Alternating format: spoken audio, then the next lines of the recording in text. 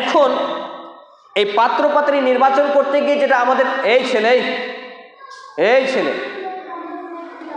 চুপচাপ থাকো, পাত্রপাত্রী নির্বাচনের ক্ষেত্রে আমাদের সমাজ, দুজন দু জায়গায় হয়ে যাও, পাত্রপাত্রী নির্বাচনের ক্ষেত্রে আমাদের সমাজ যে সব থেকে বড় মিস্টেক করেন সেটা হলো, হাটে যেমন গরু বকরি কিনতে যায়, হাটে যেমন গরু বকরি দেখতে যায়, পছন্দ মতো কিনতে যায়, আমাদের সমাজে কিন্তু মা এবং বোন, তার পরিবার, বহনু, দুলাভাই, খালাতো ভাই, চাচাতো ভাই, 14 গোষ্ঠী মিলে এভাবে কিন্তু মেয়ে দেখতে যায়, যেটা সম্পূর্ণ শরীয়ে বহির্ভূত কার্যক্রম, যেটা হারাম কবিরা গুনাহ।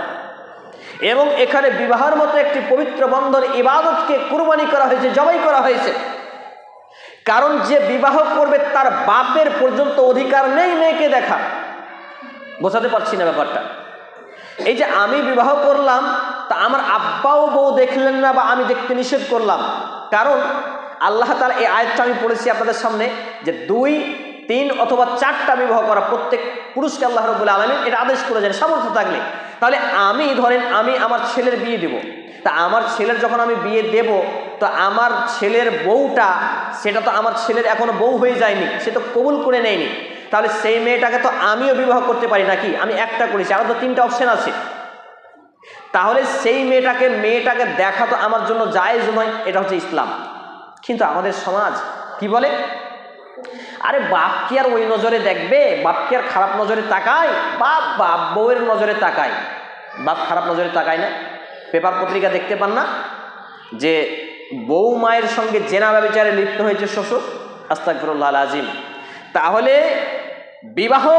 বিবাহ দেওয়া বউ মা হয়ে গেছে, ছেলের স্ত্রী, এমন মেয়ের সঙ্গেও শ্বশুররা জেনা ব্যভিচারে লিপ্ত হতে পারে।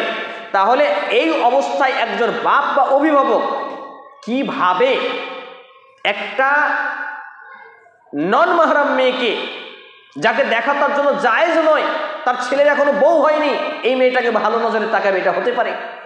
এই জন্য ইসলাম এখানে পারমিশন করেছে। শরীআর নির্দেশিত পথ পদ্ধতি হলো যে বিবাহ করবে একমাত্র সেই দেখবে, অন্যথায় কোনো পুরুষ, দ্বিতীয় কোনো পুরুষ, দুলা ভাই, চাচাতো ভাই, মামাতো ভাই, খালাতো ভাই, বাপ, খালু, চাচা, মামা, কেউ দেখার কোনো অধিকার রাখে না, নেই। মেয়েরা দেখতে পারে, মেয়েদের অধিকার রয়েছে। তবে আমি আবার এটাকে বলি যে ভাবিরা যেন না দেখতে যায়, এখানে একটা পয়েন্ট রয়েছে, এটা বলছি না। আপনি কি বিয়ে করব মনে করছেন? পাত্রপাত্রী খুঁজতেছেন? তাহলে যোগাযোগ করুন নিকাহ প্ল্যাটফর্মে।